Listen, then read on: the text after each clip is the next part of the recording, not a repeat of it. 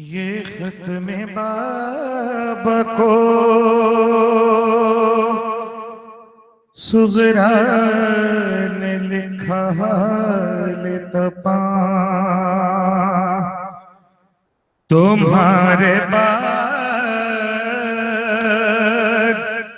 हुई 3 ईद बाबा जान, तुम्हारे बाद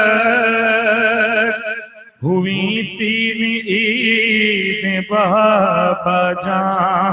अरे शबे बरात, शबे बरात हुई दूसरे महीने आया, शबे बरात हुई दूसरे महीने आया। बरूहे हमज़न थी मुझ में फातिहा की तवा, बरूहे हमज़न थी। देखो जिसको रोना ना आए वो सर झुका के बैठे, मेरी तरफ नहीं देखना। बरूहे हमज़न थी मुझ में फातिहा की तवा, अरे तमाम रोज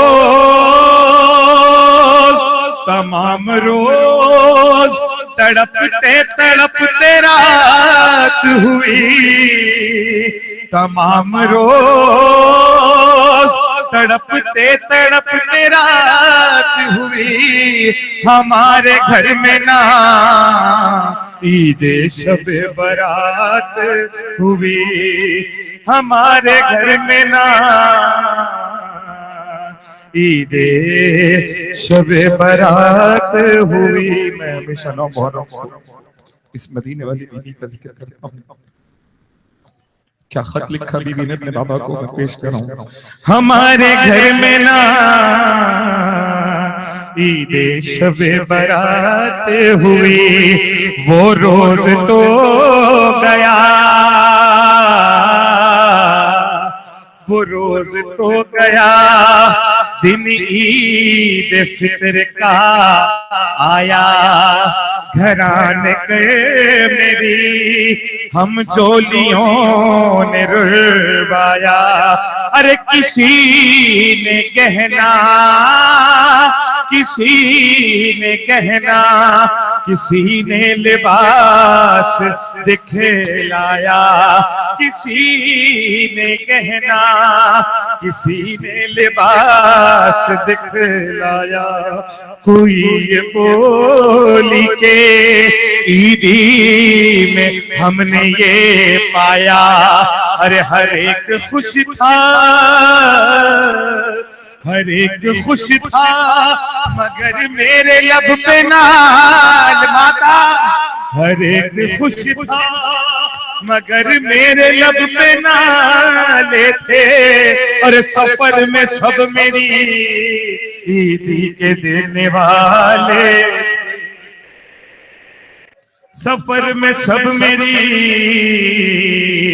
ईदी के देने वाले थे। अरे नजर में फिरता है, नजर में फिरता है ईदे गुज़िश्ता का आना, वो ईदगाह में अकबर का धूम से जाना।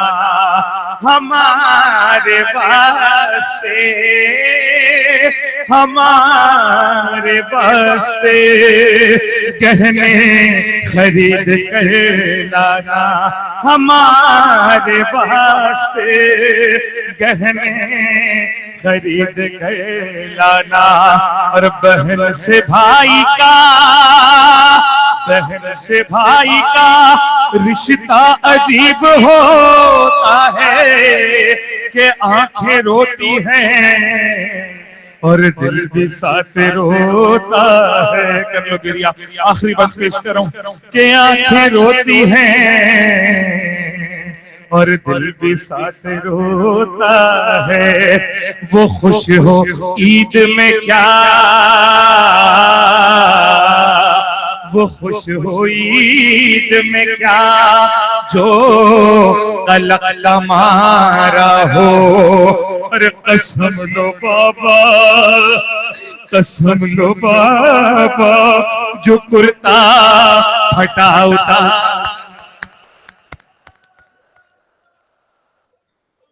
कसम लो बाबा, जो कुर्ता फटा उतारा हो। अरे वतन में लौट के, वतन में लौट के आना जो फिर तुम्हारा हो। तो फिर से ईद हो, नौरोज भी दोबारा हो। तो फिर से ईद हो, नौरोज भी दोबारा हो। और हमारी ईद को, हमारी ईद तो कुनबे की ईद है बाबा। हमारी ईद तो कुनबे की ईद है बाबा। जब आप आए उसी रोज ईद है बा। अरे जब आप आए उसी रोज ईद है बा।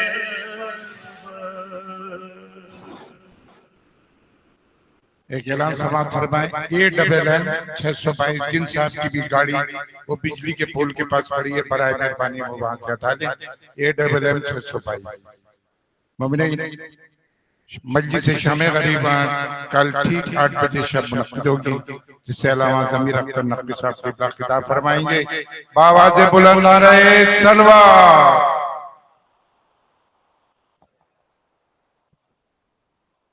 नारे हैदरी, आवाज़े बुलंद नारे सलवा।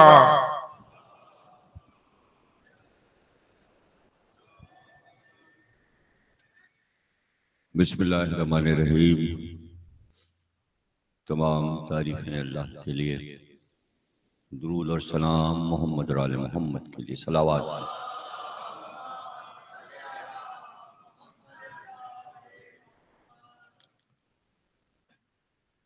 1438 हिजरी के अशय मुहर्रम की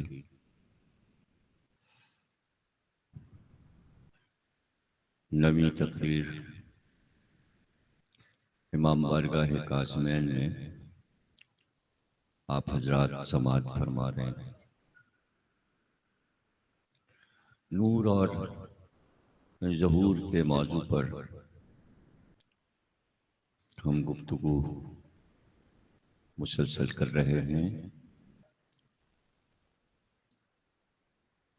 गुज़िश्ता तकरीर में अर्ज किया गया कि जिस तरह सिलसिला नबूवत को अल्लाह ने इंसानों की हिदायत के लिए जारी रखा,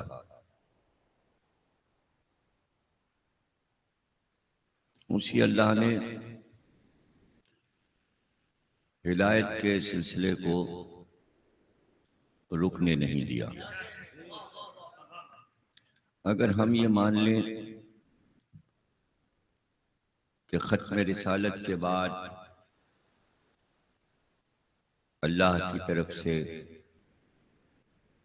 हादी मुकर्रर नहीं किए गए, तो ये निज़ाम इलाही को नाक़िस समझना शिर्क की निशानी है। शिर्क से बचने के लिए हमको सही अक़ायद का पता लगाना होगा कि अल्लाह की बारगाह में कोई कमी नहीं थी। ये जरूर है कि नबूवत का सिलसिला खत्म हो रहा था। बहुत सी चीजें ऐसी होती हैं कि जिस पे इंसान अपनी अक्ल को दौड़ाता है, लेकिन मंजिल पे पहुंच नहीं पाता। इसीलिए इरशादात हर नबी के यही हैं कि इल्म हासिल करो, ज्यादा से ज्यादा इल्म सीखो, पढ़ो या आलिम के पास बैठो, आलिम की सोबत में रहो, किताब से हासिल करो। इसलिए कि हर एक की अक्ल खुद से फैसले नहीं कर सकती।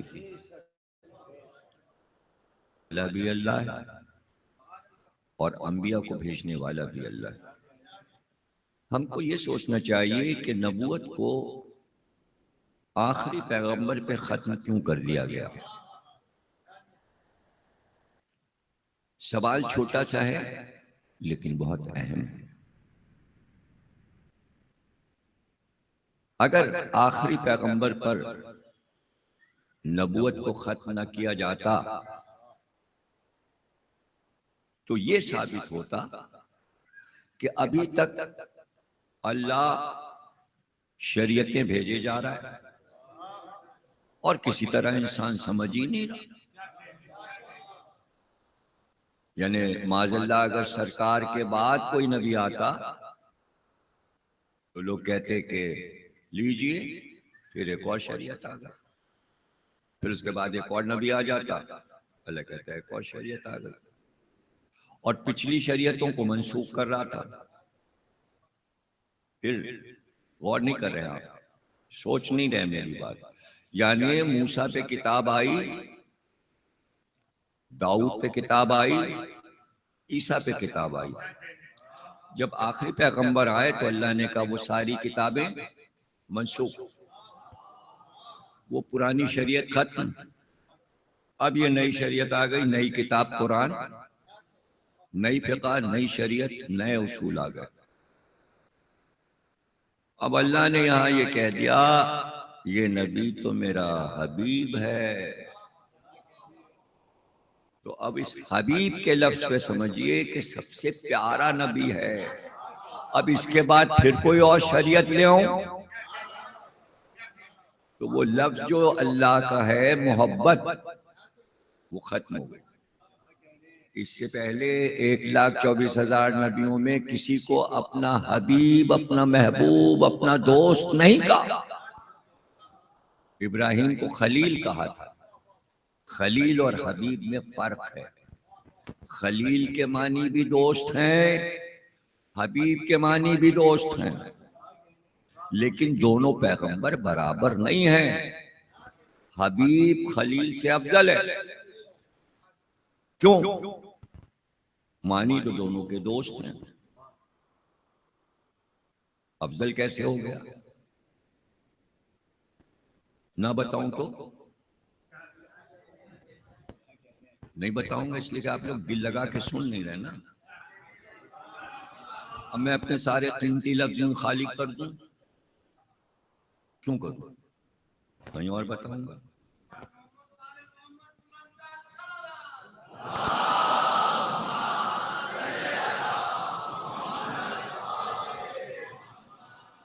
अब देखिए, जिसने दुरूद पढ़वाया और नारा लगवाया, क्यों? भाई मैं एक बात कह रहा था कि मैं नहीं बताऊंगा ये दुरूद काहे के लिए पढ़वाया और ये नारा क्यों लगा, ये भी नहीं बताऊंगा। क्यों बताऊं?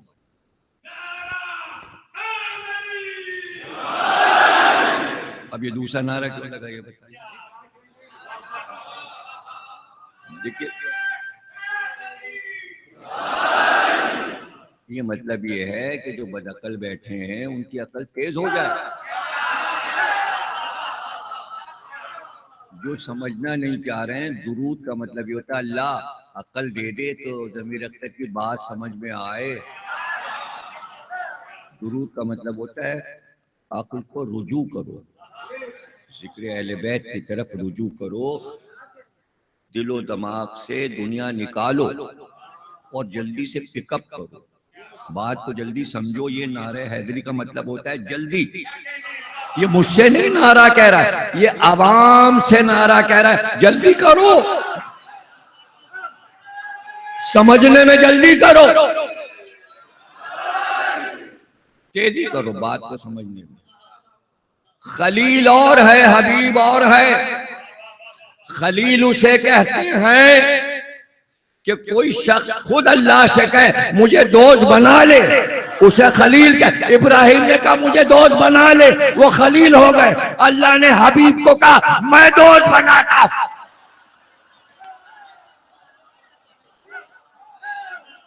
तो हमारे नबी का रुतबा आला हो गया। अल्लाह ने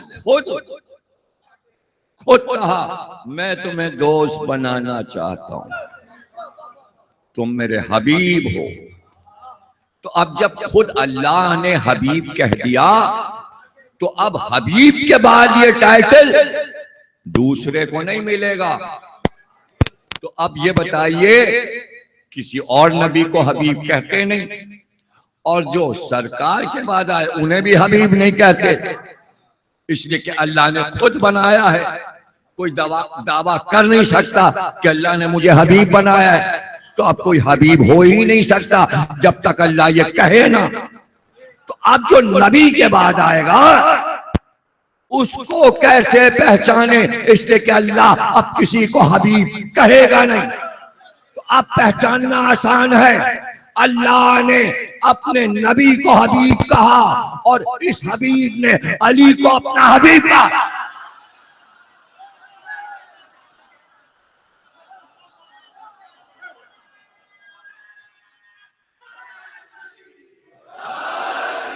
अब अल्लाह ने कहा हमने तुम्हें हबीब बनाया, तुमने किसी और को अपना हबीब बनाया। अब हमारे लिए वाजिब हो गया कि तुम्हारे हबीब से हम भी मोहब्बत। अब जब अली रसूल अल्लाह के हबीब बन गए, महबूब बन गए, नबी अल्लाह का महबूब, अल्लाह के महबूब का महबूब अली, तो अब अल्लाह जो कुछ अली के बारे में आयात उतार रहा है और हदीसें कहलवा रहा है, वो अपने हबीब को खुश कर रहा है। इसमें दुनिया क्यों जल रही है? ये तो अल्लाह और हबीब का मामला है।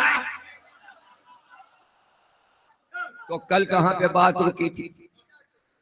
मैंने कहा भाई राई का दाना सबसे छोटा होता है। और वो जिले रजा निसाब तो उस्ताद है ना, मुझसे कहने लगे आपने गलत कहा है, कोफ्ते में तो खशखाश पड़ती है, राई तो अचार में पड़ता है, मूली के अचार में राई का पानी होता है। मैंने कहा हाँ भाई जिले रजा तुम ज्यादा सही कर, तुम्हारा मुतालिया ज्यादा अच्छा है। अच्छा इनको सिखाया किसने? कायम ने। अब दो आदमी जो है मिल गए तो मैंने अचार डाल दिया। मैंने कहा चलो भाई, लेकिन खशखाश और राई का दाना बराबर होता है। मैंने कहा नहीं, दाने तो दोनों बराबर होते हैं खशखाश और राई के। तो कायम कर लगे नहीं, खशखाश का दाना जो है वो फूलता नहीं, राई का दाना फूल के बड़ा हो जाता। यानी अब मेरी बात ये दोनों मानने को तैयार ही नहीं, जिले रजा और न कायम साहब। हालांकि यहाँ पर हदीस में लफ्ज राई का दाना आया है। अब बहस कहाँ पहुंच गई, मैं क्या करूं। एक से एक आलिम हमारे यहाँ पड़े हुए हैं, एक से एक आलिम। अब बताइए ऐसे आलिमों में मैं मजलिस पढ़ता हूँ तो भाई मेरे लिए तो बड़े फख्र की बात है कि जो हला नहीं सुन रहे हैं सब उलमाए कराम माशाल्लाह। तो राई का दाना जो है वो सबसे छोटा दाना है, उससे बड़ा कोई दाना ही नहीं। मैं तो यही समझता हूं कि सबसे छोटा दाना। एक चीज और होती है, शायद याद आ गई, काकुन। काकुन का नाम सुना है आपने? एक परिंदा होता है लाल, वो पहले बहुत लोग पालते थे, उसको खिलाते हैं इसलिए कि छोटा सा परिंदा होता है तो बारीक बारीक दाने होते, वो भी राई के बराबर होते तकरीबन। लेकिन मेरे ख्याल में अरब में राई से बड़ी कोई चीज नहीं थी। अब वहाँ लाल तो होते नहीं, आपने लाल देखे नहीं? आए हाय, मेरे घर में भी पले हुए थे पिंजड़े में, बहुत से लोगों ने देखा होगा, बुजुर्गों ने, बच्चों ने नहीं देखा। लाल खरीद के लाइए, वो लाल रंग का होता है, उसकी चोंच भी लाल होती है, छोटा सा परिंदा होता है, इतना बड़ा। मसला है सबसे छोटी चीज क्या है, छोटी सी चीज। और कायम साहब ने कल मुझे मुहावरा याद दिलाया, राई का पहाड़ बनाना। देखिए तो कल से अब तक राई का पहाड़ बना, छोटी सी चीज को बड़ा कर देना, पहाड़ बना देना। तुमने तो राई को पहाड़ बना दिया। अब देखिए राई पहाड़ बनने जा रहा है। सलमान से अली ने कहा 70,000 राज बताए हैं अल्लाह ने शबे मेराज अपने हबीब को। तुम जाके सरकार से कहो उनमें से एक हमें तो फतन इनायत कर दी।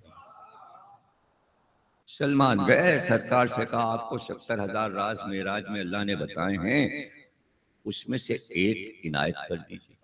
रसूलुल्लाह ने कहा क्या अली के पास से आ रहे हो?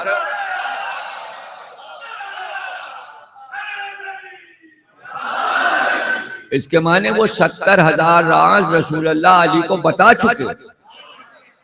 अब चूंकि वो राज हैं, इसलिए न रसूल ने बताया न अली ने बताया, वो राज रह गए। सरकार भी ले गए, मौला अली भी ले गए, बाद के अइम्मा भी ले गए। अब वो सारे राज इमाम मेहदी के पास है। जब तक वो आए ना 70,000 राज मेराज के पता ही नहीं चलेंगे इंसानियत को। तो इसलिए भी तो इंतजार है, राजे रिसालत बताइए, आइए आइए। ये इल्म छुपा हुआ है, गैब में है ये इल्म, हम लेना चाहते हैं।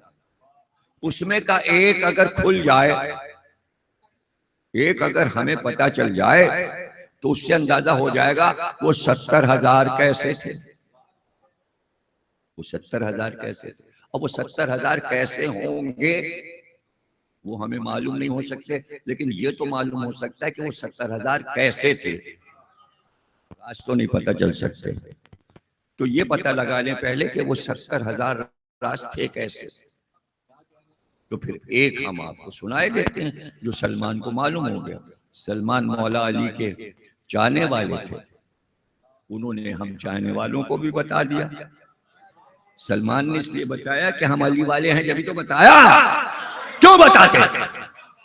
हर एक को थोड़ी बताते, इसलिए कि जो बार उठा सके सरकार के राज का बार, रिसालत का राज कोई उठा सकता है?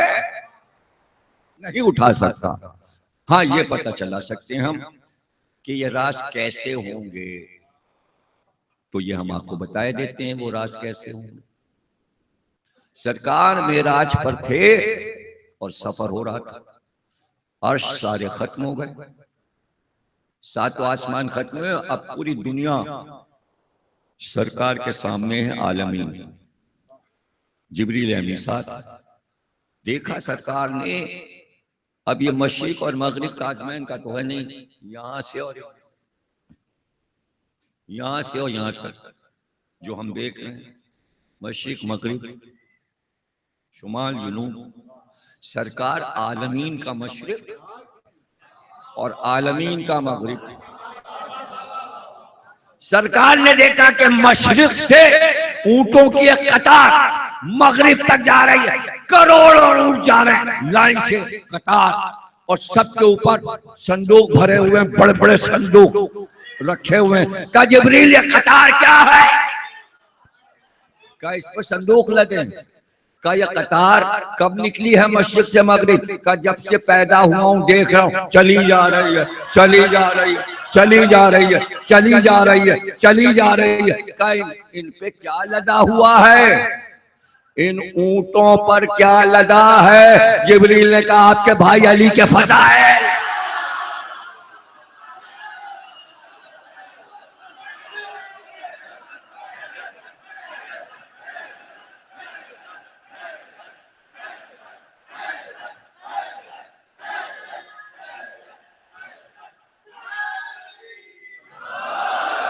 अभी चाय अभी पिए ना, मैं थोड़ी देर के बाद पीऊंगा।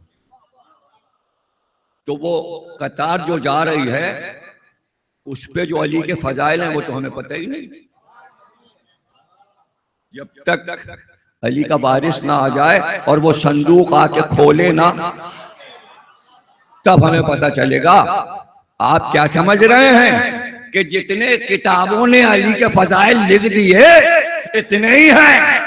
वो कतार भी छोड़िए, उन ऊंटों को छोड़िए। जब अली का पोता मेहदी आएगा और बरसों हुकूमत करेगा तो रोज जिक्र अली करेगा, तो आपके दोहराए हुए फजाइल पड़े। हमारी मजलिस से वो दोहराएंगे, ऐ माज़अल्लाह। वो कहेंगे तुम सब पढ़ चुके हैं अली के फजाइल, अब मैं पढ़ता। अरे तुमने शहरों में लकड़ी के मिंबर पे पढ़ा, मैं काबे के मिंबर।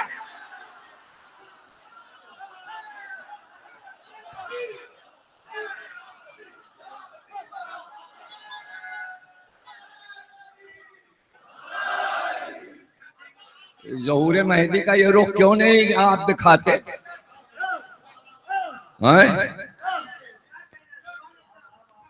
क्यों नहीं दिखाते? इधर अली ने पर्दा फरमाया, फजाइल अली इमाम हसन ने पढ़ना शुरू कर दिया। इमाम हसन के बाद इमाम हुसैन ने पढ़े, सैयद सज्जाद ने पढ़े, फिर हर इमाम ने फजाइल सुना है। जब हर इमाम ने फजाइल सुना है तो इतने हम तक पहुंचे। तो अभी एक के फजाइल बताए हुए तो बाकी सबसे ज्यादा इमाम सादिक ने सुना है, तो अभी इमाम जमाना को कितने सुनाना? आप कहेंगे इमाम हसन ने क्या क्या फजाइल सुना है, मगर एक एक सबका सुना दूं, एक एक सबका सुना दूं तो आपको अंदाजा हो जाएगा। अभी राय का दाना रखा हुआ है, अभी आता हूं, भूलूंगा नहीं, इसलिए कि कल तो शाम गरीब आए। इसलिए सुन लीजिए, इमाम हसन से किसी ने कहा कि हजरत अली की सबसे बड़ी फजीलत बताइए। लीजिए, हर फजीलत बड़ी है, हर फजीलत बड़ी है, हर फजीलत बड़ी है, ये कोई सवाल है? लेकिन बेटा ही जवाब दे सकता था, दुनिया में कोई जवाब नहीं। इमाम हसन ने जवाब दिया कि सुनो, अली के बाद दुनिया के हर इंसान पर अमीरुल मोमिनीन लिखना हराम है। मैं भी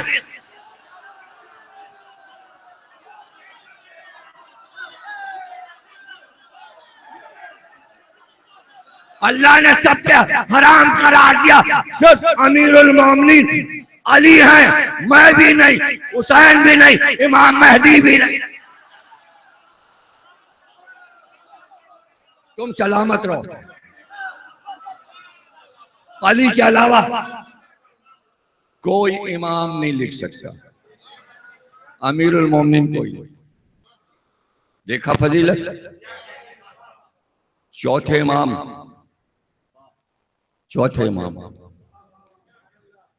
रावी ने कहा हमने आपसे बढ़ के सजदा करने वाला नहीं देखा, आपसे ज्यादा नमाजें पढ़ने वाला नहीं। क्या कहा? हमने तो आपसे ज्यादा इबादत गुजार कोई देखे। आपने फरमाया सहीफे फातिमा लाओ।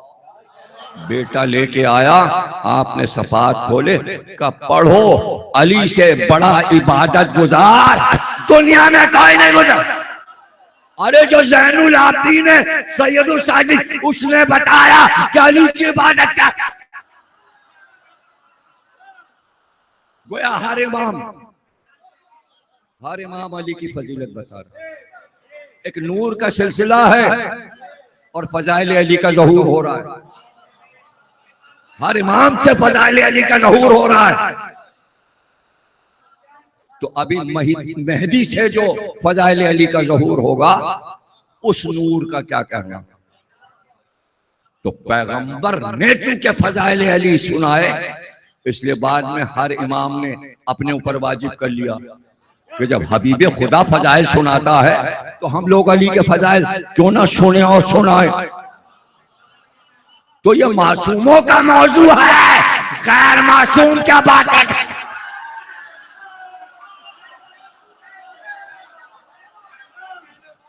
तो आज कोई दावा कर सकता है हमने सारे फजाइल अली सुना दिए, और सुनने वाला ये दावा कर सकता है हमने सारे सुन लिए।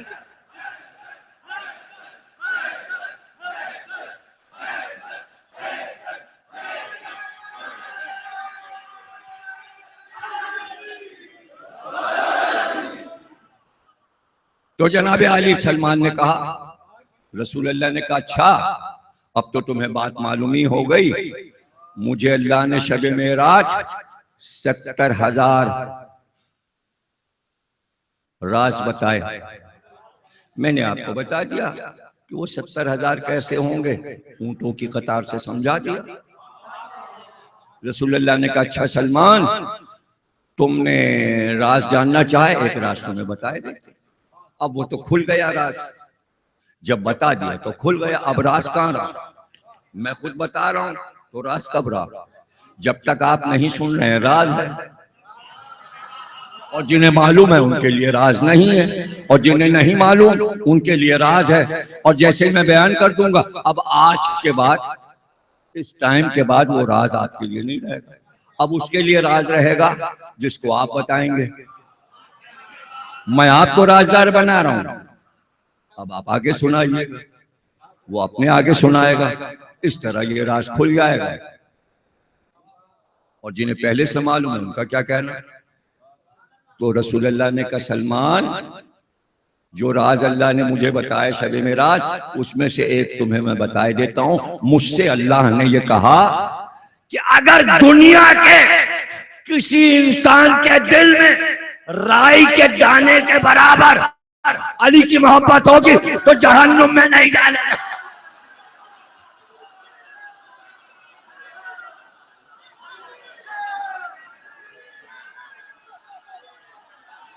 राज खुल गया ना, अब तो खुल ही गया। राई सबसे छोटा दाना, राई सबसे छोटा दाना, यानी राई के दाने ने भी दिल में एक पहाड़ बना दिया। अली की मोहब्बत पहाड़ है, यानी वो पहाड़, पहाड़ किसे कहते हैं, आड़ आ गई ना जहन्नुम और उसके दरमियान राई का पहाड़ आ गया। अब वो जहन्नुम में नहीं जा सकता। देखिए मुसलमान नहीं कहा अल्लाह ने, इंसान। इसके मानी यहां पर यह बात पता चल गई कि अली से मोहब्बत दुनिया का कोई भी मजहब वाला कर सकता है, भले वो राई के दाने के बराबर क्यों ना हो। हम उसे जहन्नुम में नहीं जाने देंगे। अब इस पर बहस क्या होगी, क्या बहस होगी। कोई दावा करके मैं अली से मोहब्बत करता हूं और वो मुसलमान ना हो तो आप क्या कहेंगे, नहीं तू ला इलाहा कहे तो फिर जन्नत मिलेगी। यहाँ ला इलाहा की बात ही नहीं हो रही, यहाँ तो मोहब्बत अली की बात हो रही है। ला इलाहा जिसका है ना कलमा उसी ने तो कहा, वरना उसे ये कहना चाहिए ना ऐ रसूल जब वो कलमा पढ़ लेगा और फिर आए ना।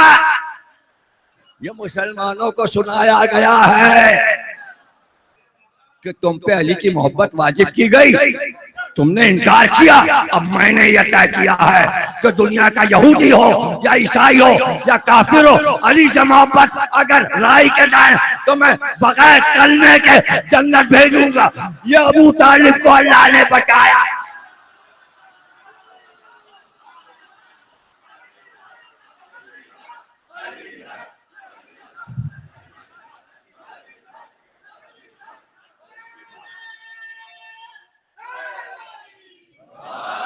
अब मैं क्या,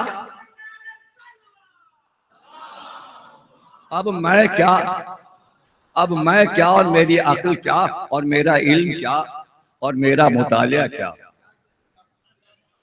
लेकिन इसी हदीस पर अब एक बात मैं कहने जा रहा हूं जो हदीस में नहीं, किसी किताब में नहीं, किसी ने लिखी नहीं, मैं कहने जा रहा हूं। पहले मैंने कह दिया मेरी अक्ल क्या, मेरा इल्म क्या, मेरा मुतालिया क्या। लेकिन आप नोट कर लीजिएगा मेरी बात। क्या फरमाया रसूल खुदा ने, फिर से सुन लीजिए क्या फरमाया रसूल खुदा ने। ऐ सलमान, मुझसे अल्लाह ने कहा शबे मेराज दुनिया के किसी इंसान के दिल में अगर राई के दाने के बराबर भी अली की मोहब्बत होगी तो मैं उसको जहन्नुम में नहीं जाने दूंगा। अब मैं कहने जा रहा हूं इसी पर एक बात, क्या अगर दुनिया के तमाम इंसानों के दिल में राई के दाने के बराबर भी अली की दुश्मनी होगी तो वो जहन्नुम में, चाहे वो मुसलमान क्यों ना हो। कलमा काम नहीं आएगा, नमाजें काम नहीं आएंगी, रोजा काम नहीं आएगा, हज काम नहीं आएगा, ज़कात काम।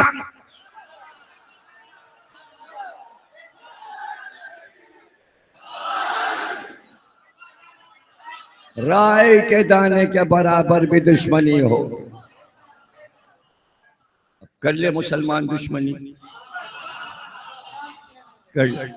इस हदीस का मफहूम ही ये है, मैंने हदीस से ही तो अक्स की बात, वरना मैंने कहा था मेरा इल्म क्या, मेरा मुतालिया। यानी एक बात हो रही है तो उसके अपोजिट तो सोचना पड़ेगा कि अगर ऐसा हो, दो ही चीजें तो हैं जिस पे दीन का दारोमदार है। दीन का दारोमदार दो चीजों पर है, या मोहब्बत अली या दुश्मनी अली। नहीं समझे?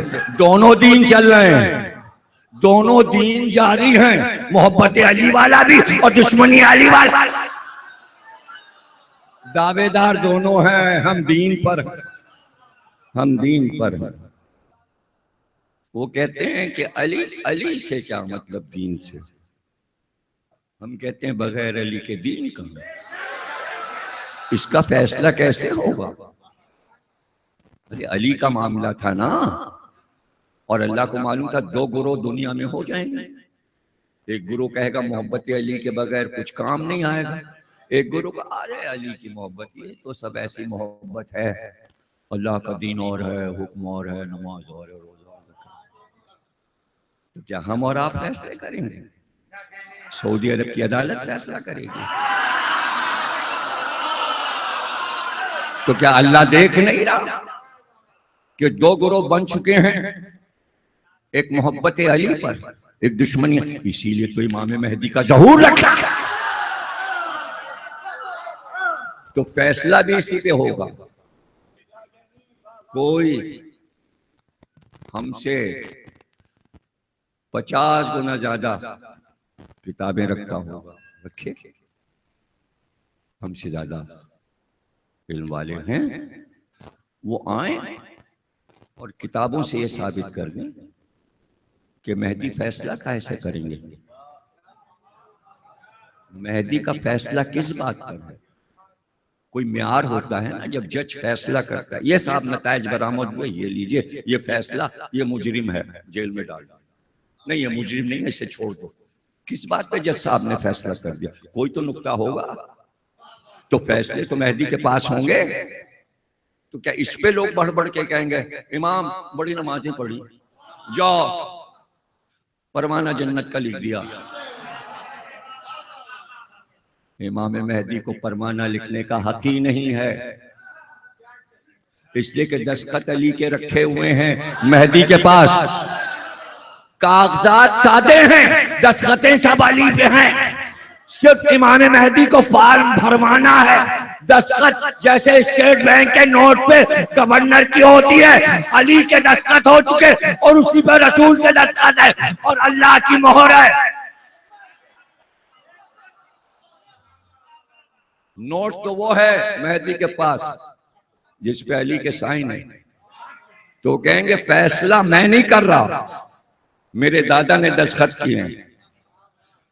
तो किसी फुरूए दीन पे फैसला नहीं है। कोई दावा करे मैं अल्लाह को बहुत मानता था, तौहीद पे फैसला ना। मैं 1,24,000 को अंबिया को मानता था ना। मैं क़यामत पे यकीन रखता था ना। मैं फरिश्तों पे यकीन रखता था ना। मैंने बड़े रोजे रखे, बड़े उम्रे किए, बड़ी ज़कातें ना। ये बताओ मोहब्बत अली कितनी है?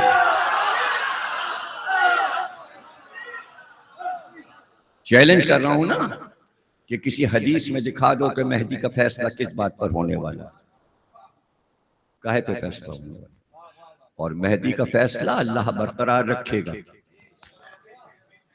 मेहदी का फैसला अल्लाह बरकरार रखेगा। महशर में भी फैसला अली की मोहब्बत पर। ये कुरान कह रहा है, यही हदीस कह रही है, यही आखिरी पैगंबर कह रहे हैं। मेयार बनाया पैगंबर ने। पैगंबर को पता था कि सब पूरी उम्मत मेरे बताए हुए तमाम उसूलों पे चलेगी, कुछ नहीं छोड़ेगी, बल्कि जितना मैंने बताया इससे ज्यादा ही करेगी। पैगंबर का एतमाद देखिए उम्मत पे, माशाअल्लाह। पैगंबर ने कहा उम्र में एक हज करना, यहाँ मौलवी हर साल चला जा रहा है, हर एयरपोर्ट से उतर रहा है, जाइए तो गुलाब की पंखड़ियां बिखरी पड़ी हैं। तो क्या हुआ, हाजी साहब उतरे थे 45वां हज करके। ओ हो जब 1 साल के थे, जब से जा रहे, पहले गोद में गए थे, अम्मा लेके गई थी, अब ये 45 साल के हो गए, 45वां हज करके आए। ओहो, उम्र कितने किया? अरे 100-150 कर डाला। तो जितने पैगंबर ने कहे उम्र में एक हज बढ़ाए चले जा रहा। उनका भाई हम तो कह रहे हैं 1 महीने के रोजे वाजिब हैं रमजान के, और रोजों पे रोजे रख रहे हैं। हदिये आशूर का रोजा भी रख रहे हैं।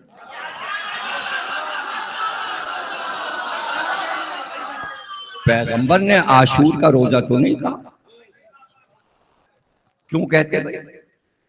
देखिए कितने कम लोग ये बात जानते हैं। रोजा खुशी की चीज है, रोजा खुशी में रखा जाता है, गम में नहीं रखा जाता। 13 रजब का रोजा है, 3 शाबान का रोजा, 15 शाबान का रोजा, 3 शाबान। शुक्राना रोजा क्या है? शुक्राना, कि शुक्र है कि आज के दिन इमाम हुसैन रसूल की गोद में आए, रोजा रख लिया।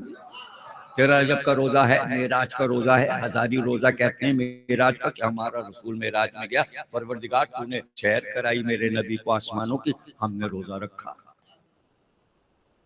तो इसका शुक्राना हो रहा है। हुसैन का गला कट गया, इसका शुक्राना। कैसे अहमक लोग हैं, कौन इन्हें समझा?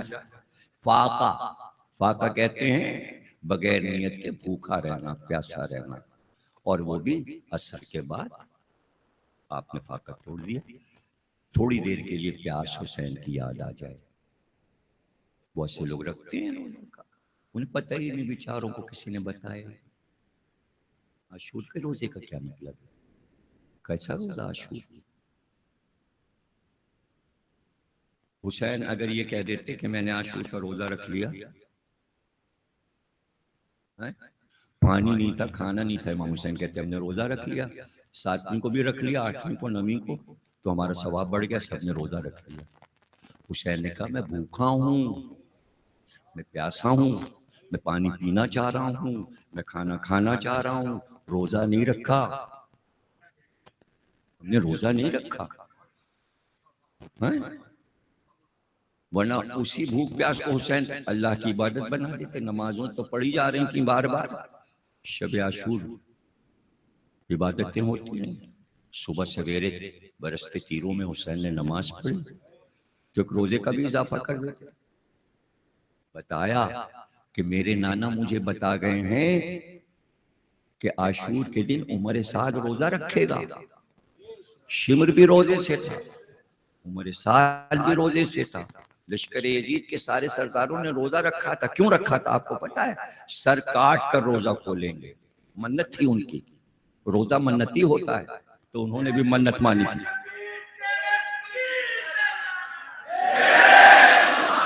सर काट के रोजा खोलेंगे। और सिर्फ रोजा नहीं,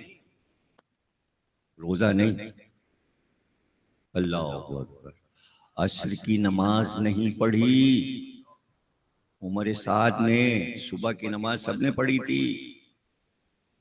सुबह को हुई थी अज़ानें लश्कर यजीद में, और सबने मुंह क्या देख रहे हैं, बड़े नमाजी थे। उमर साद अपने को फकीह कहता था कि मुझे फ़क़ह पे उबूर है। बड़ा नमाजी मशहूर था कूफे में, बड़ा मुत्तकी, सारा तकवा अल्लाह ने खोल दिया उसका। जब इब्ने ज़ाद ने बुलाकर कहा, हुसैन को कत्ल करने भेजना है तुझको, सिपह सालार बना के भेज रहा हूं, तू जाएगा सर काट के लाएगा। का नहीं, मैं कुरैशी हूं, उसी कबीले से हूं जिससे रसूल खुदा। अब आपको पता है ये किस कबीले का है? जिस कबीले की जनाबे आमना थी, रसूल अल्लाह की वालिदा माजदा, उस कबीले से इसका ताल्लुक था, तो अपने आप को कुरैशी कहता था। और हदीसें ज़बानियात थी, आयात थी, हाफिज़ कुरान था। क्या मिलेगा मुझको अगर मैं हुसैन का सर काट लूं? का मुझे मालूम है, इब्ने ज़ाद ने कहा मुझे मालूम है तेरे दिल में क्या ख्वाहिश है। तू रे की हुकूमत चाहता है। रे क्या है? रे किसे कहते हैं? रे तेहरान का पुराना नाम है, और तेहरान एक ऐसी खूबसूरत जगह थी, सरसब्ज़ व शादाब। तो चूंकि इसके बाप ने ईरान को फतह किया था, इसका बाप जो था, तो वो भी ख्वाहिशमंद था कि शायद मुझे तेहरान मिल जाए। तो बेटे की ख्वाहिश थी, बाप को नहीं मिला, मुझे मिल गया। और इसीलिए कूफे में पड़ा हुआ था, रहने वाला अजदाद उसके मक्के के थे, कूफे में पड़ा हुआ था कि यहाँ दारुल हुकूमत में कभी तो मुझे वहां का बादशाह बना दिया जाए। इब्ने ज़ाद ने कहा भाई रे की हुकूमत ले ले। तो उसने कहा ठीक है, अगर रे दे रहे हो तो हम हुसैन का सर काट ले, बना दे हमें सिपह सालार। तो उमर साद ने कहा वो जो यजीद ने कागजात भेजे हैं हुकूमत के, वो दे दो फरमाना। इब्ने ज़ाद ने कहा नहीं, सर काट के वापस आएगा तब परवाना मिलेगा। इस पे भी राजी हो गया। घर गया तो बड़े बेटे हाफज से कहा, और छोटे बेटे को भी बुलाया और कहा भाई एक काम मिला है हमको। बेटों से कहा, बीवियों से कहा, तुमसे मशवरा है। वो लश्कर जो हुसैन को कत्ल करने जा रहा है इराक, उसकी सिपह सालारी मिल रही है मुझे, और वादा ये हुआ है कि रे की हुकूमत मिलेगी मुझे। बड़े बेटे ने कहा जल्दी ले लीजिए, काटिए सरे हुसैन और हुकूमत ले लीजिए। छोटे ने कहा ऐसा ना करें, आखिरत भी तो कोई चीज है। छोटे बेटे ने कहा, जो समझदार था, उसने कहा ऐसा ना कीजिए। अब रात आई, रात आ गई। ये दिन भर की बातें हैं। इब्ने ज़ाद के दरबार से आया, बेटों से मशवरा किया, अब रात आई। अब रात आई तो बिस्तर पे लेटा और खंजर कमर से निकाला और उसे देखा, और देख के अशार पढ़ना शुरू किए। ऐ खंजर, तुझसे सरे हुसैन को काटना है। एक तरफ रे की हुकूमत है, और एक तरफ जहन्नुम से बचना और जन्नत में जाना है। अब मैं क्या फैसला करूं? ए खंजर तू ही बता, आया मैं जन्नत ले लूं या जहन्नुम ले लूं? अब खुद ही सवाल जवाब कर रहा है, अपने नफ्स से बातें कर रहा है। मैं क्या करूं, जन्नत ले लूं या जहन्नुम?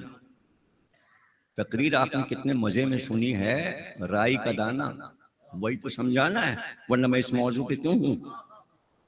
और आप बड़े हैरत से सुन रहे हैं, सन्नाटे में हैं आप, चूंकि ये चीजें कोई सुनाता ही नहीं, इसलिए आप कैसे अलर्ट बैठे हुए।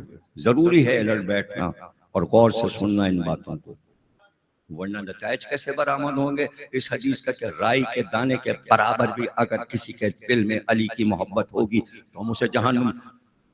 इन वाकयात के देखने के बाद अल्लाह ने ये राज अपने नबी को बताया है, तो ये जानना भी तो आपके लिए जरूरी है कि ये हदीस आई क्यों,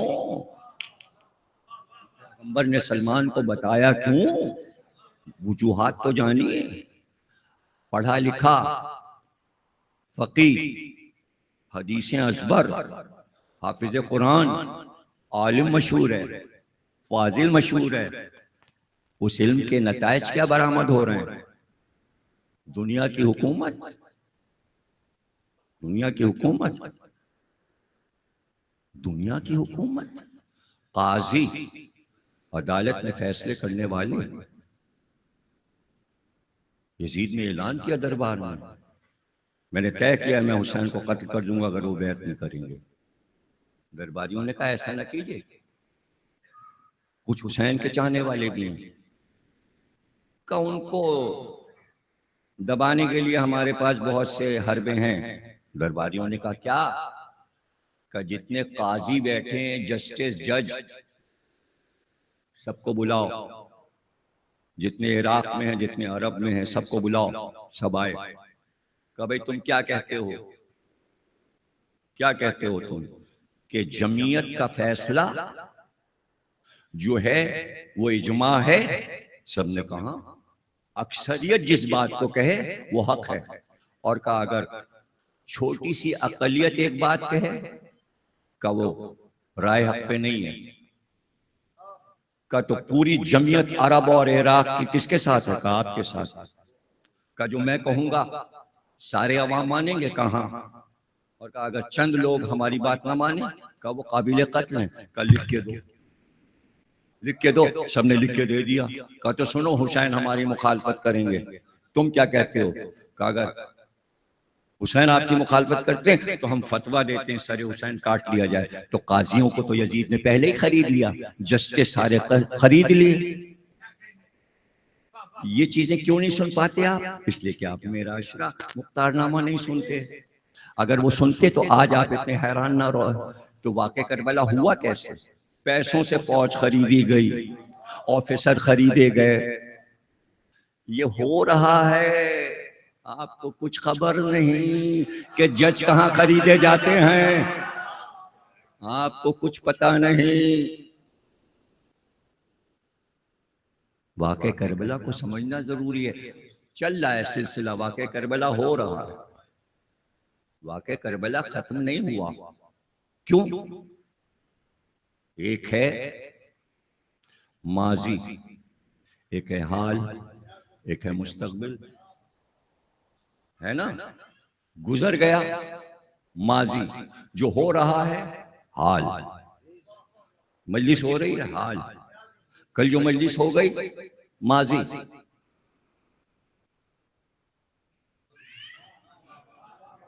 नहीं नहीं समझ में आ रहा, जो कल हो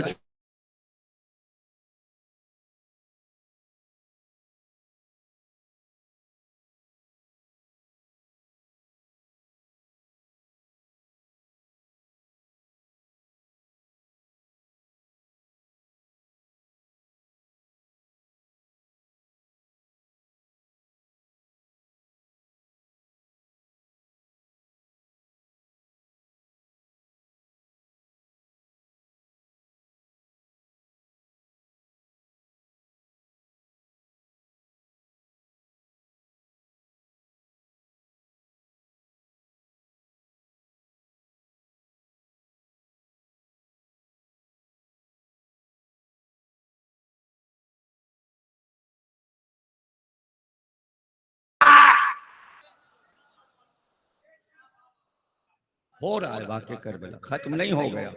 जब हो रहा है तो यजीद भी मौजूद है, यजीद का निजाम भी कहीं ना कहीं है, चल रहा है, हो रहा है, करबला हो रहा है, पस मंजर में भी सब कुछ वही हो रहा है, हो रहा है ना। काजियों को खरीद लिया, अब फौज खरीद लो। अब क्या हुआ? उनका भाई देखो, हुसैन को अगर बनी उमैया का कोई आदमी कत्ल करेगा तो लिख जाएगा कि इनकी पुरानी दुश्मनी रसूल से थी तो नवासे से बदला ले लिया। इसलिए जिसको कातिल बनाओ वो अरबी हो और मक्के का हो। इसलिए इब्ने ज़ाद ने लिखा कि हमने उमर साद को खरीद लिया। अब वो खंजर लिए रात को रो रहा है, हाय मैं हुसैन को कत्ल करूंगा। अब फैसला क्या किया? सुबह हो गई, रात भर तो लड़ता रहा अपने नफ्स से, सुबह हुई तो फैसला किया कि भाई आखिरत तो अभी बहुत दूर है, उसको छोड़ दो, दुनिया हमने ले ली है, हम हुसैन को कत्ल करेंगे, हमें दुनिया चाहिए। हो गई बात, लो एक जुमले में बात खत्म की। आशूर की सुबह आई, इमाम हुसैन ने कहा उमर साद रह के लिए मुझे कत्ल कर रहा है, रह के लिए कत्ल कर रहा है, मैं तुझे रह से ज्यादा कीमत देने को तैयार हूं। जितने का रह है उतनी, देखिए वाकया हो चुका, अली अकबर शहीद हो चुके, अब्बास शहीद हो चुके, हुसैन दुनिया को बता रहे हैं कि हम चाहें तो कातिलों को भी बचा लें। कुछ भी नहीं समझ, राई का दाना नहीं समझ में आ रहा आपके, समझ नहीं गया। अब भी बात आ जा, क्यों कह रहे थे? इसलिए कह रहे थे कि एक तेरी वजह से ये लाखों लोग जहन्नुम में जाएंगे और इन लाखों की वजह से इनके रिश्तेदार और इनकी नस्लें और पूरा अरब, एक उमर साद की वजह से पूरा अरब जहन्नुम में जा रहा है। का सबका ईमान तू खराब कर रहा है, मैं तुझे दौलत देता हूं रह से ज्यादा। का नहीं, मुझे आपकी दौलत नहीं चाहिए, मुझे रह चाहिए, इसलिए मैं आपको कत्ल कर दूंगा। अब क्या कहते हैं इमाम हुसैन? इमाम हुसैन ने कहा अच्छा बाज नहीं आता तो सुन ले, तुझे मेरा सर काटने के बाद रह की हुकूमत नहीं मिलेगी।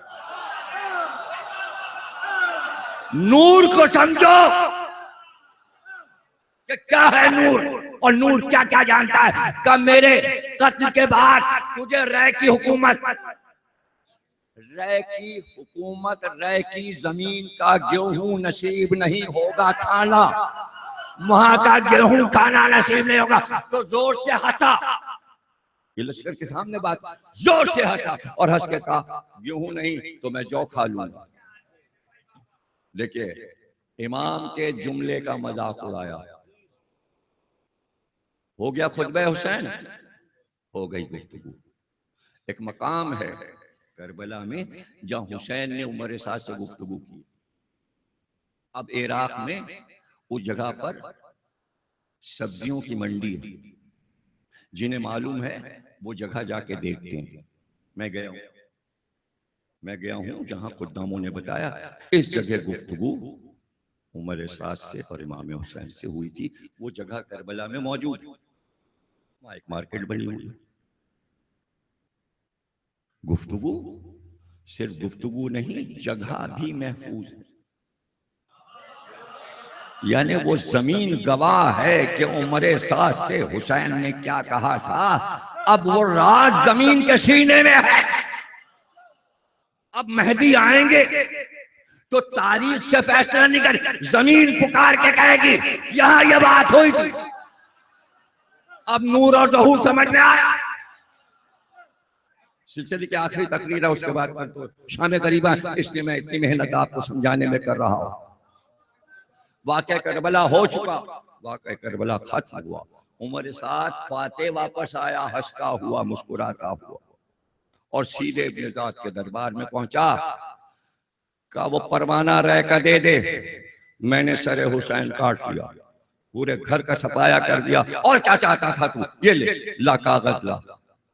का वो कागज तो यजीद ने वापस मंगवा लिया था, अब मेरे पास कहां? कुछ भी नहीं समझे आप। क्या समझे आप? दरबारे इब्ने ज़ाद से निकला तो दोनों हाथों से हाथ मलता हुआ, हाय न मैं इधर का रहा न उधर का, न दुनिया मिली न दीन। जुमला सुन लो, जो हुसैन को छोड़ दे न उसे दीन मिलता।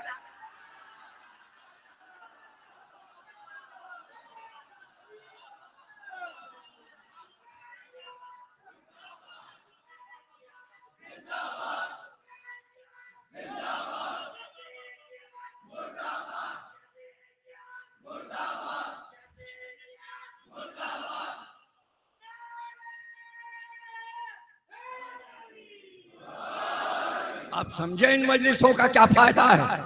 आप समझे मातम का क्या फायदा है? ये बार बार आने वाली नस्ल को हम मातम जो करवाते हैं और इन मजलिसों को जो सजाते हैं, ताकि हुसैन इस तरह याद रहे कि अगर दुनिया ना मिले तो दीन तो मिल जाए।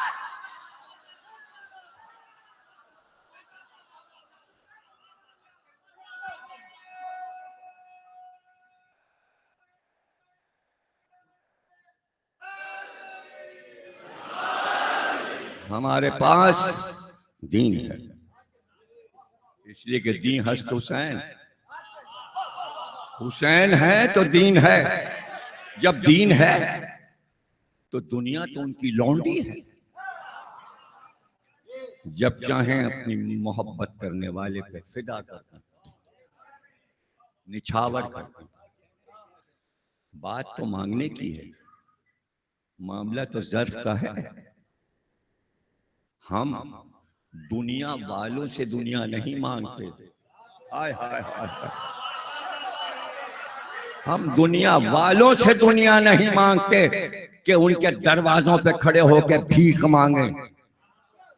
हम दीन से ही, यानी हुसैन से ही कहते हैं जो फैसला आप मेरे हक में कीजिए।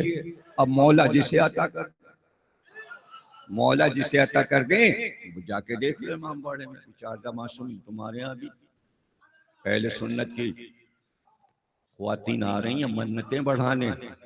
किसी को रिस्क मिला है, किसी को बेटा यहाँ से मिला है,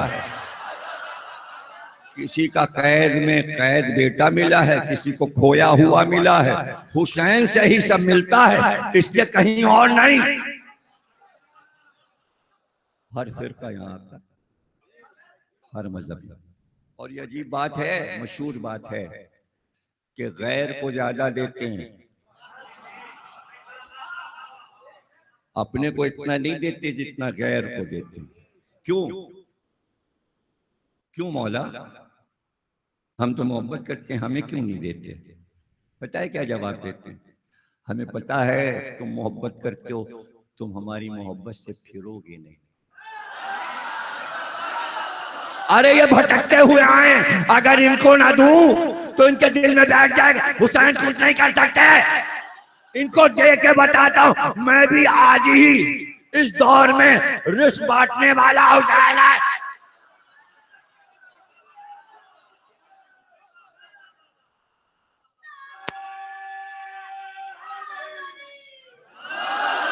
बेटे दे के बता रहे हैं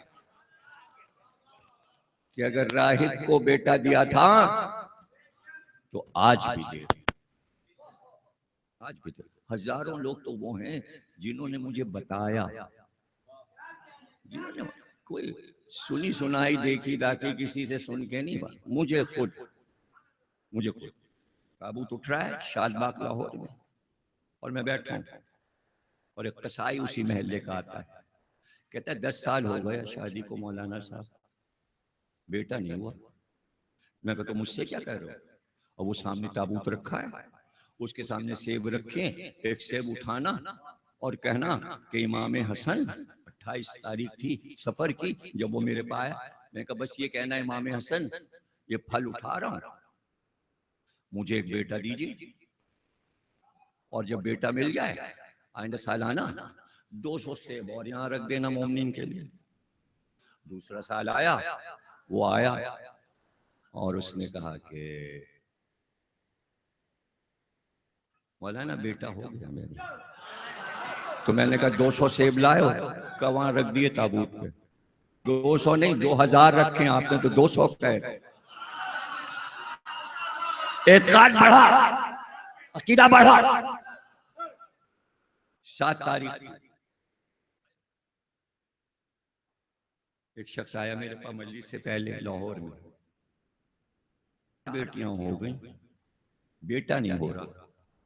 बोला ना कोई दुआ पढ़ती है? मैंने कहा कोई तो, ये अभी मेहंदी निकलेगी शहजादा कासिम की, आगे खड़े हो जाओ, जैसे ही बरामद हो हाथ रखना और कहना शहजादा कासिम अब मुझे बेटा दीजिए, और जब बेटा हो तो उसका नाम कासिम रखना।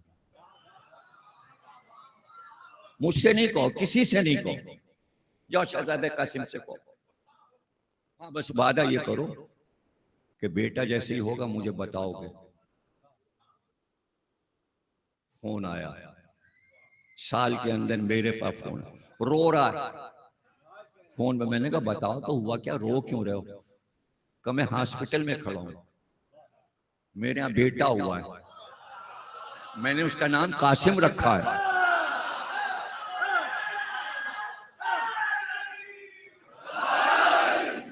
कासिम रखा। मैं कहा देखो इस घर के शहजादे आज भी अता कर रहे हैं, देखिए जब चाहे दुआ मांग लीजिए। आमीन। लेकिन जो चाहने वाले हैं आजादार, उनके लिए हुक्म कुछ और है। उनके लिए हुक्म ये है, पहली से लेके 8 तक दुआ मांगना। शब आशूर आए तो फिर हुसैन से ये ना कहना मुझे ये दीजिए ये दीजिए। इमाम से पूछा गया, इमाम सादिक से, मौला शब आशूर क्यों ना मांगे? आपने कहा तुम्हारा कोई दोस्त हो, पक्का दोस्त हो, और कभी वो तुम उससे कर्ज ले लेते हो, जरूरत उससे कुछ हो तो मांग लेते हो।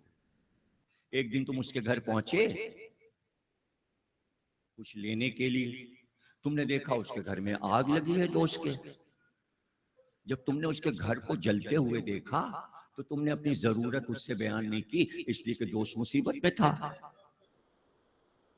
शबे आशूर हुसैन के घर पे एक आफत छाई है, तुम दोस्तदार हो तो अब तुम हुसैन से उस वक्त कुछ मांगोगे, ये आदाब के खिलाफ। दे तो उस वक्त भी देंगे लेकिन तुम्हारे अखलाकियात क्या कहते हैं, इसलिए आशूर को दुआ नहीं मांगते।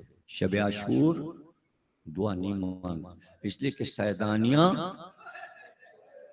आज की रात हुसैन से जो बात कर रहे हैं ना, पता है क्या बात कर रहे हैं? हजरत ज़ैनब बुला के पूछती हैं, भैया कुछ सुलह के बारे में बात हुई? क्या कहते हैं? का बहन ये तय हुआ है कि कल जंग होगी, कल लड़ाई होगी। बहन कल सब मार डाले जाएंगे। भैया का मैं भी मार डाला जाऊंगा। शब आशूर एक खबर सुनाई गई है, अब बताओ खैमों में क्या आलम होगा। सबको पता है कि कल मर जाना है, हमारे वारिस मार डाले जाएंगे। शब आशूर को पता है क्या कहते हैं, क्या नाम है? जैसे 10 मुहर्रम को आशूरा कहते हैं, उसी तरह 9 को कहते हैं तासुआ। जैसे आशूरा है वैसे तासुआ, ते सीन वाव ऐन अलिफ तासुआ। तासुआ के मानी है हुसैन नरगयादा में घिर गए, फौजी खयाम के करीब आ गई, अभी दूर दूर थी, करीब आ गई, ताकि खैमों को बर्बाद कर दें, खैमों में आग लगा दें, सबको अंदर कत्ल कर दें। लेकिन हुसैन ने चूंकि गुफ्तगू में ये कहा था, नाना ये जो परवरदिगार कहता है कि बहनों के सर से चादर छिनेगी, सब कत्ल हो जाएंगे, सब मार डाले जाएंगे। कहाँ हुसैन?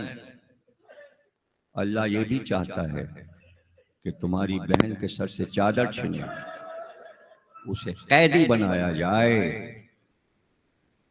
कुछ देर खामोश रहे और फिर कहा, नाना ये वाकया मेरी जिंदगी में होगा या जिंदगी के बाद होगा?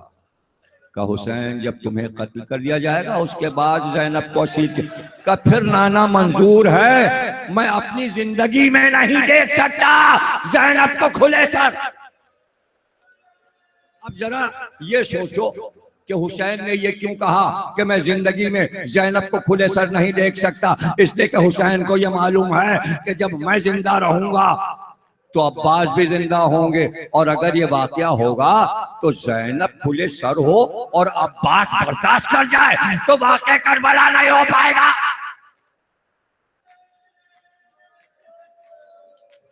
तो हुसैन तुम्हारे कत्ल के बाद,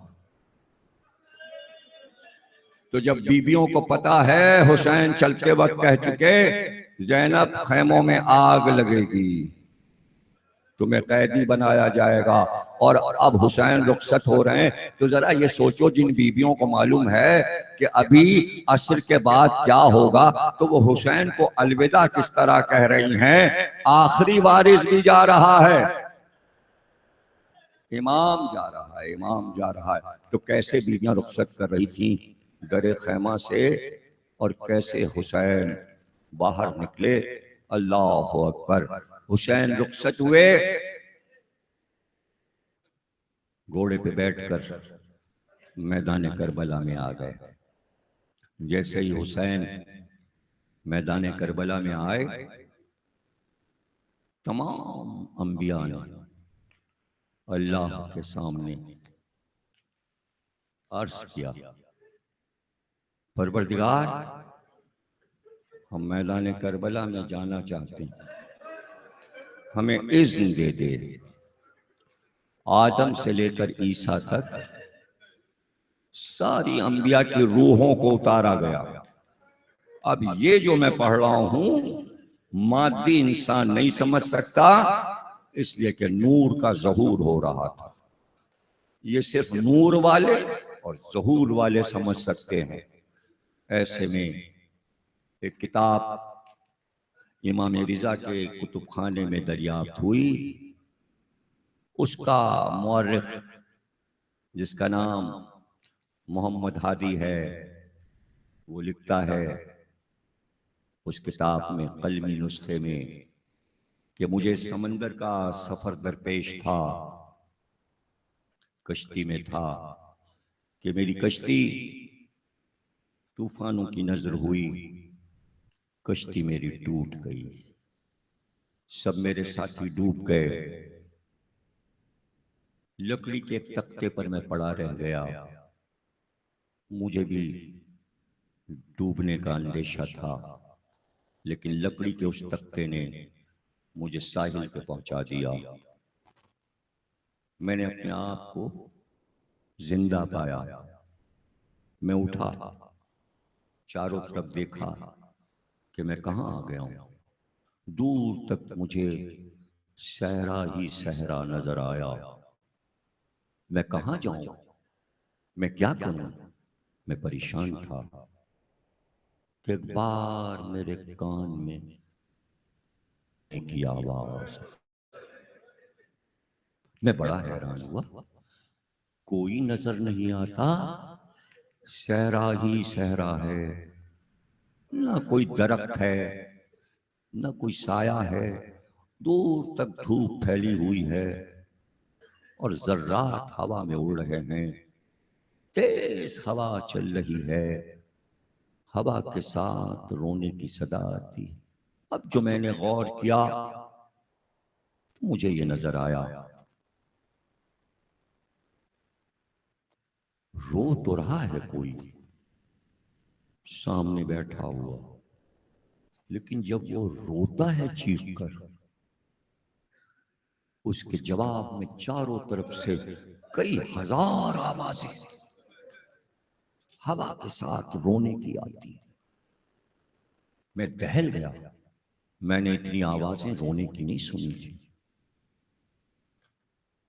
मैंने कहा चलो करीब चल के देखूं ये कौन है। मैं करीब पहुंचा तो मैं और खौफजदा हो गया। उसकी आंखें सुर्ख थी और आंसू टपक रहे थे, लाल आंखों से अंगारे निकल रहे थे और बाल उसके बिखरे हुए थे। वो अपने बालों को नोच के रोता था। फिर मैंने गौर किया, बैठता था, रोता था, फिर आगे चलता था, रोता हुआ आगे जाता था, फिर जमीन पे बैठ जाता था। जब वो चुप होता तो जवाब में और रोने की आवाजें चारों तरफ से आती। फिर मैंने देखा कि जब वो चलते चलते बैठ जाता तो बैठ के जमीन पे कुछ लिखता था। मैंने कहा ऐसी तो मखलूक ही नहीं देखी कि एक सहरा में एक आदमी हो। तो मैंने ये फैसला किया हिम्मत करके कि मैं इसके पीछे से जाऊं और जाकर पीछे से देखूं ये जमीन पे लिखता क्या है। मैं आहिस्ता आहिस्ता चलता हुआ उसकी पुश्त पे आया और मैंने देखा कि जमीन पे बैठ के वो क्या लिख रहा है। अब जो मैंने पढ़ा तो वो बार बार लिखता था, या हुसैन,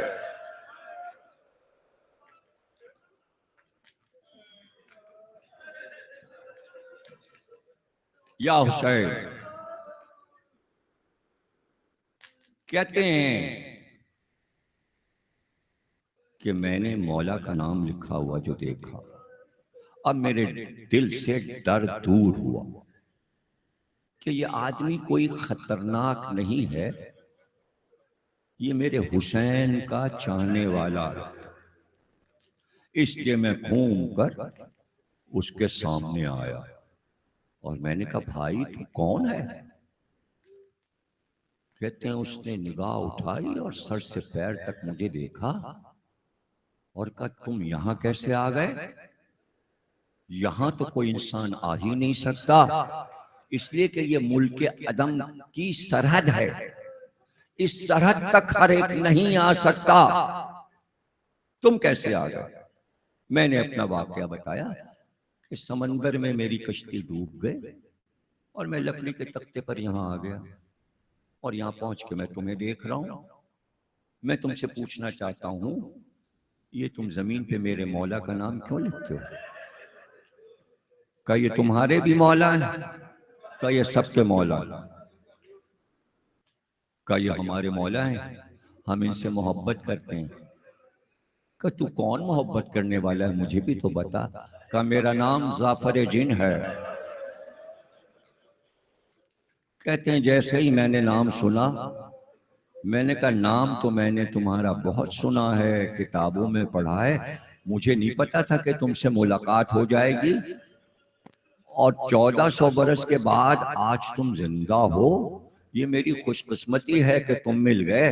अब तो जाफर मैं तुमसे ये पूछूंगा, मैंने किताबों में पढ़ा है कि तुम करबला गए थे और तुमने हुसैन को देखा।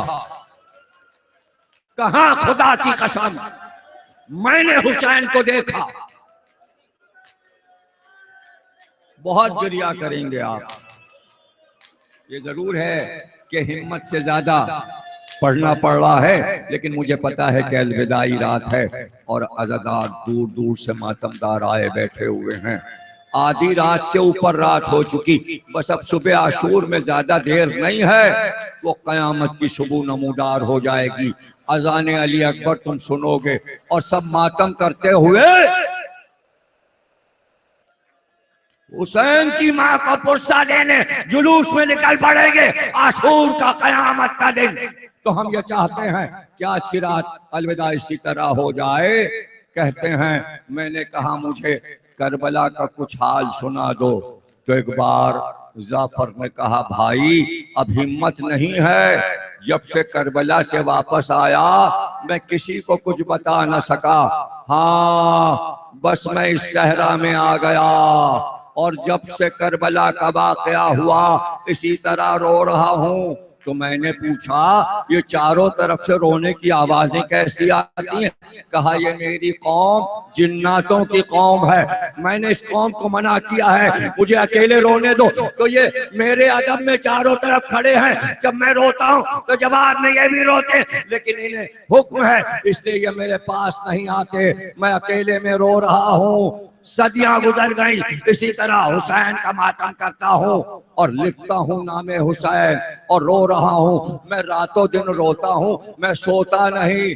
कहा भाई मुझे कुछ तो करबला का हाल सुना दो।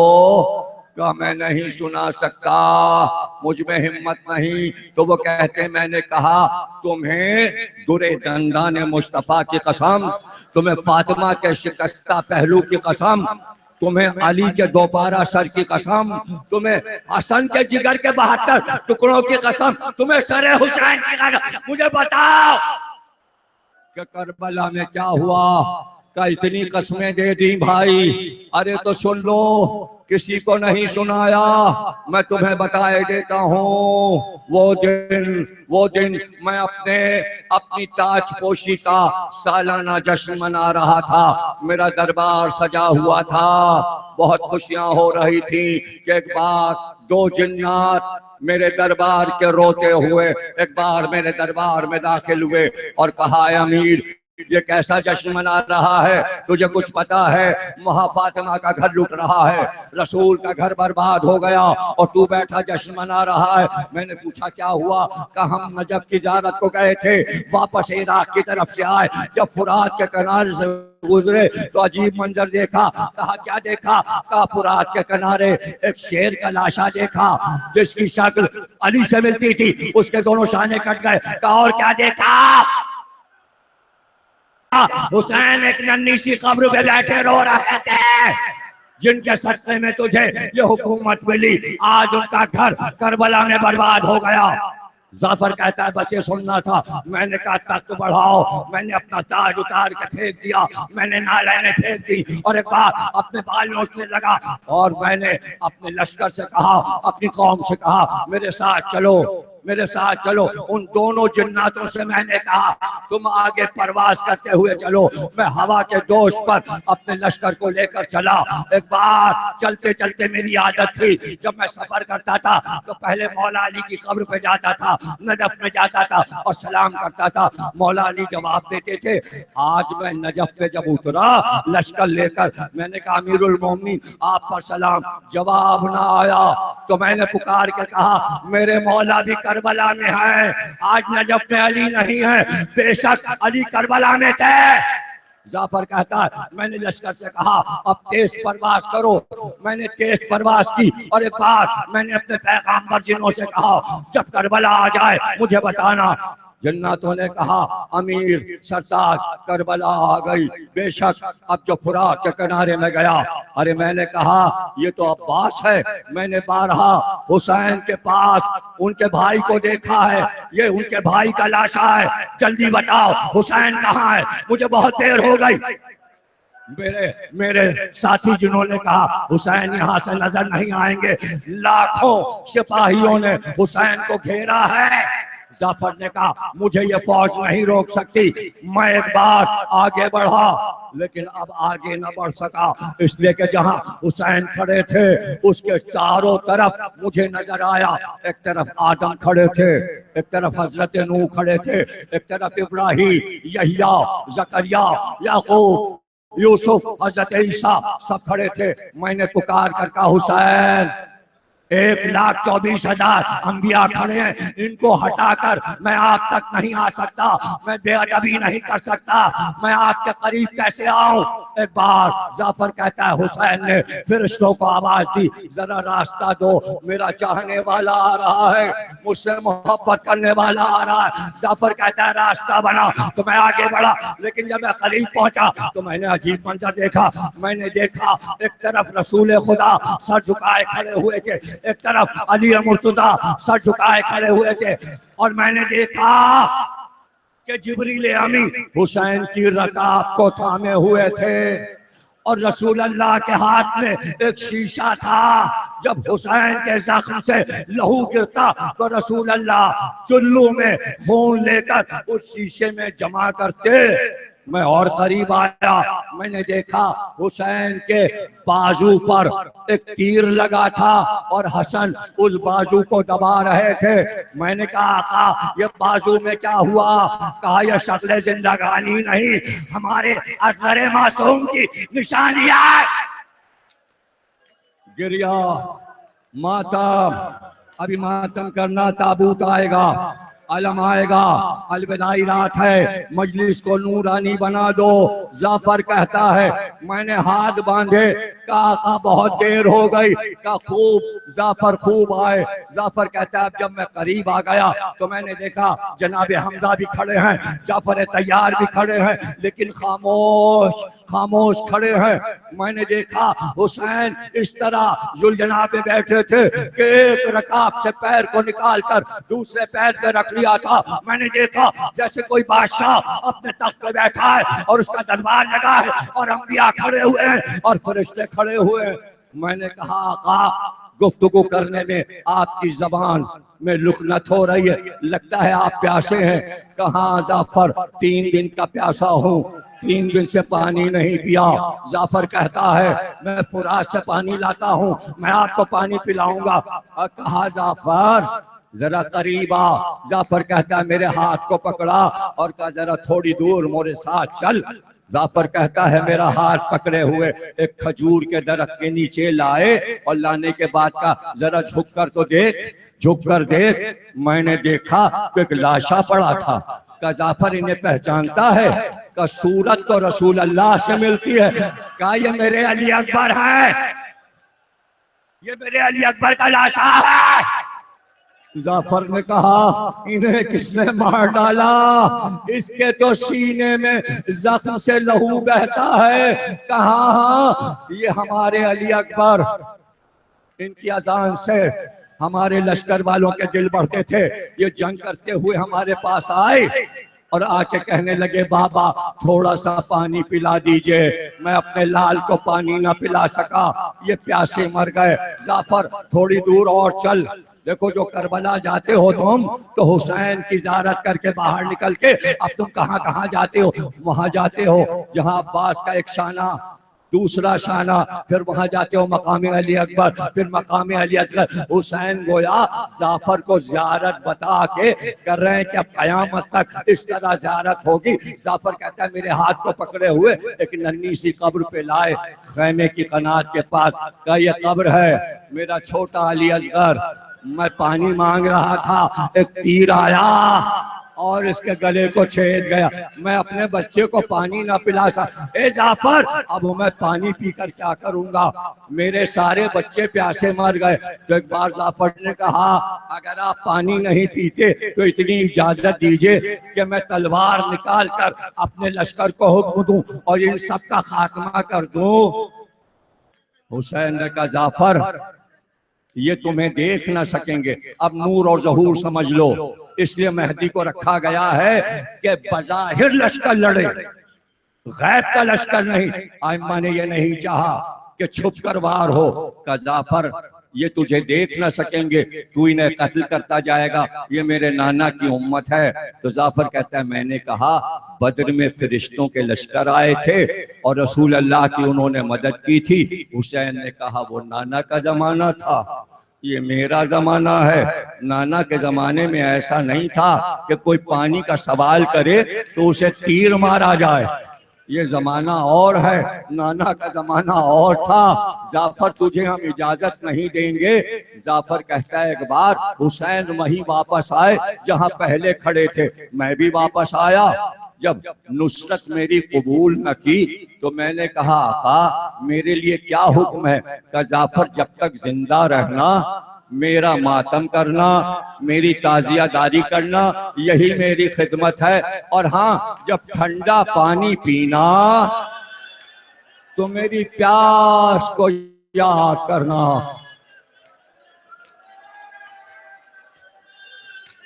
एक बार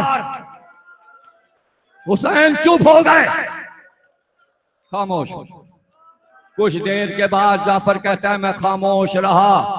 एक बार जिब्रील अमीन जो हुसैन की लजाम को थामे हुए थे, हुसैन ने जिब्रील से कहा, ए जिब्रील अमीन, अब अंबिया से कहो कि अपने अपने हुजरों में जन्नत को वापस जाएं।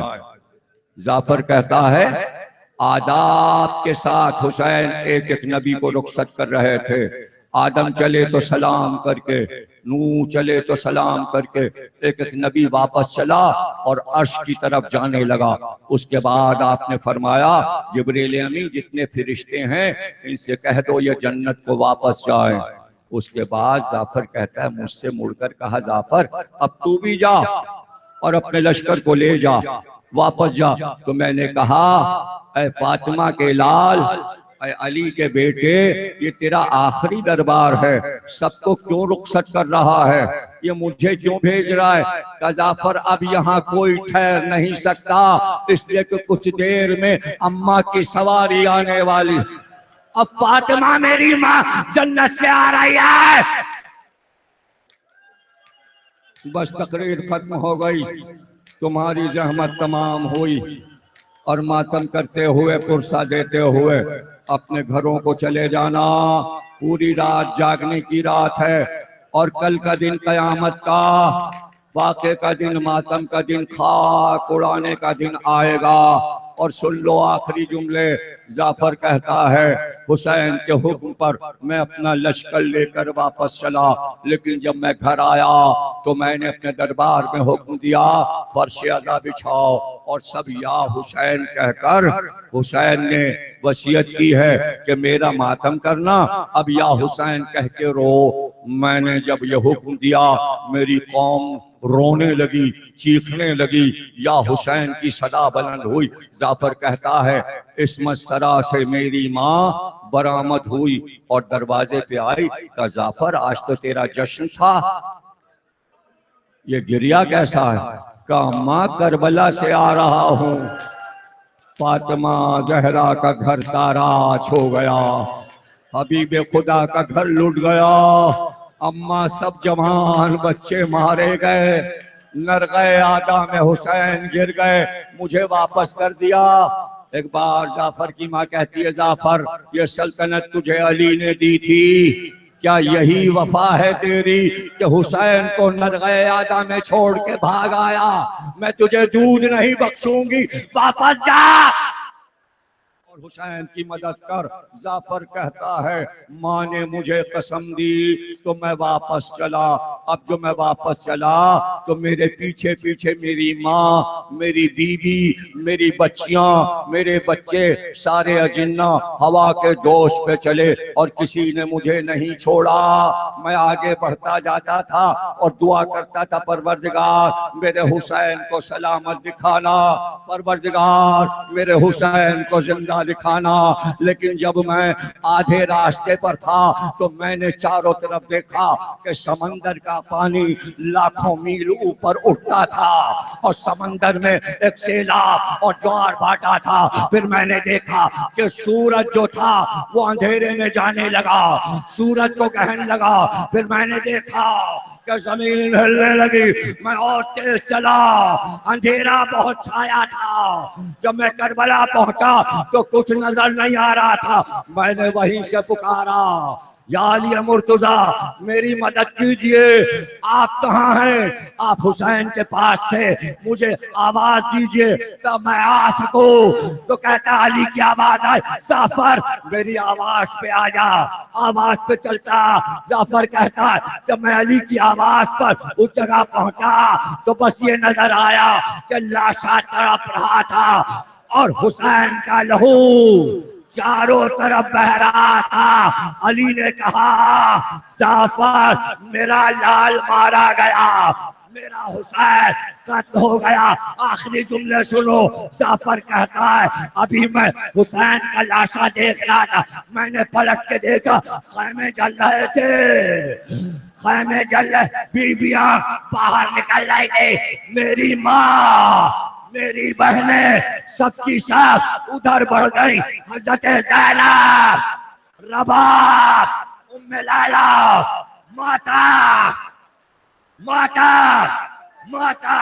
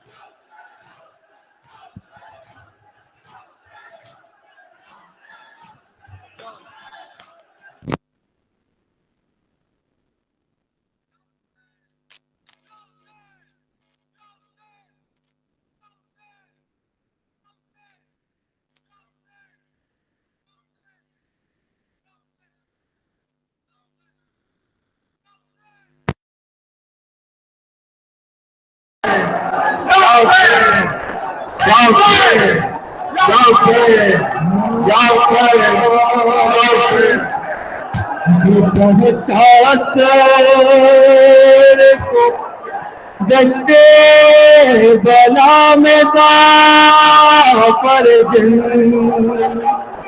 गिरा जमीना में पर हर तंगो दे छुट्टा है बला मैं पर के मुख